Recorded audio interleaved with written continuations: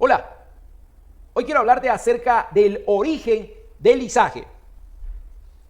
El origen del izaje no data de hace 10 años, de hace 20 años, de hace 50, de hace 100 años, no data de 1960 como algunas normas, no data desde el 1930 donde se generan las normas y los estándares internacionales, no data de la época de Cristo, querido amigo, no data de la época antes de Cristo, no data del antiguo Egipto, que estamos hablando 3000 años aproximadamente antes de Cristo, no data desde esa fecha.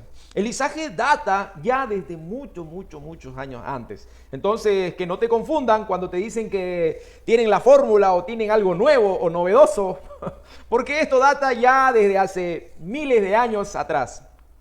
Lo importante aquí es poder establecer algunos principios básicos. Y uno de los principios básicos para poder hablar de izaje, para poder llegar a ver lo que ustedes están viendo, como en este caso una grúa torre, o puede ser una grúa móvil, una grúa sobre camión, etcétera, etcétera, etcétera. La importancia y el origen del izaje tiene una relación directa con la cuerda. La cuerda, queridos amigos. La cuerda es lo que en esas épocas se venía desarrollando.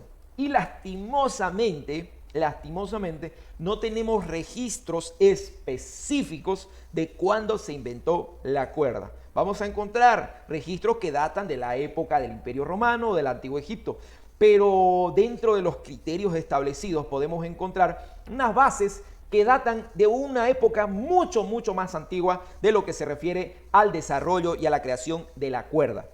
En este caso, quiero hacer referencia al libro de libros, que es la Biblia, y dentro de la Biblia vamos a encontrar un libro que yo sé que todos ustedes tienen una Biblia en su casa, y van a encontrar una historia muy interesante que habla de una edificación que pretendía llegar hasta el mismo cielo, pretendía llegar hasta Dios.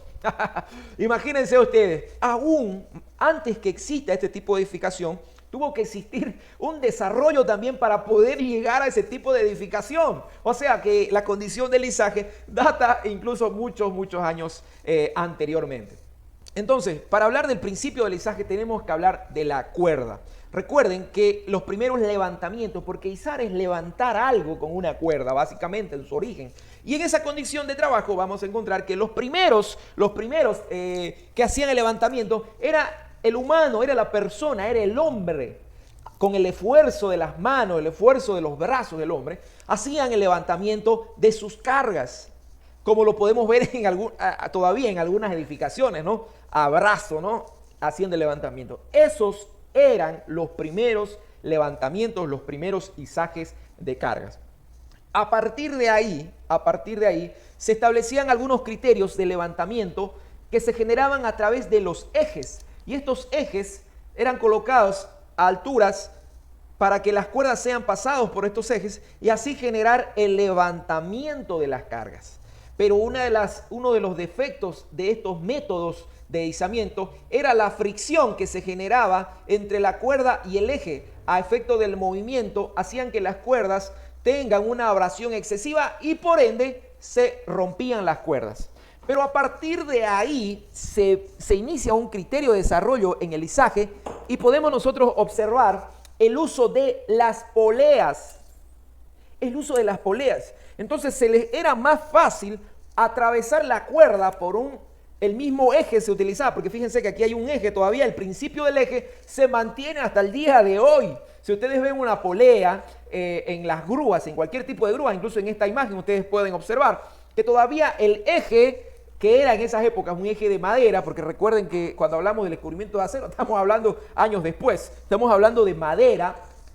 Entonces ese principio de tener el eje todavía se mantiene, pero se implementa una polea para hacer girarlo en ese eje y de esa manera poder establecer la cuerda a través de la polea.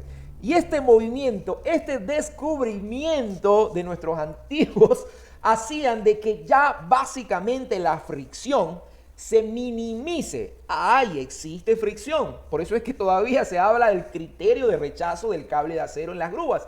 Pero ese efecto de fricción era un efecto minimizado a través de la rotación de la polea. Y el esfuerzo de la persona también en un principio era mucho menor y incrementaba el efecto de la ganancia mecánica para hacer los levantamientos. Entonces, mis queridos amigos, dicho esto, es importante establecer que no hay datos precisos de dónde y las fechas establecidas. Sí hubieron personajes, hubieron personas, existimos instructores que tratamos de poder guiarlos a una condición segura, pero esto no es algo que nosotros lo hemos inventado o hemos establecido. Esto viene de miles de años atrás. Así que, queridos amigos, no se crean todo lo que dice en internet, ¿ok? Siempre ustedes investiguen, averigüen, porque a veces creemos tener la fórmula, pero sin embargo eso viene también exclusivo en un desarrollo que se ha venido estableciendo a través de estas condiciones muy básicas que hoy les estamos presentando. Y les dejo, para finalizar este video, les dejo esta pregunta, y si ustedes saben la respuesta, déjenmelas ahí en los comentarios. Nosotros somos parte del ISAGE. Estamos relacionados directamente con todo lo que es el ISAGE, la capacitación, la formación de todo lo que es el personal, la inspección de los equipos que podemos establecer hoy a través de los estándares internacionales que han sido establecidos en este tiempo. Pero la pregunta es la siguiente, para todos mis amigos.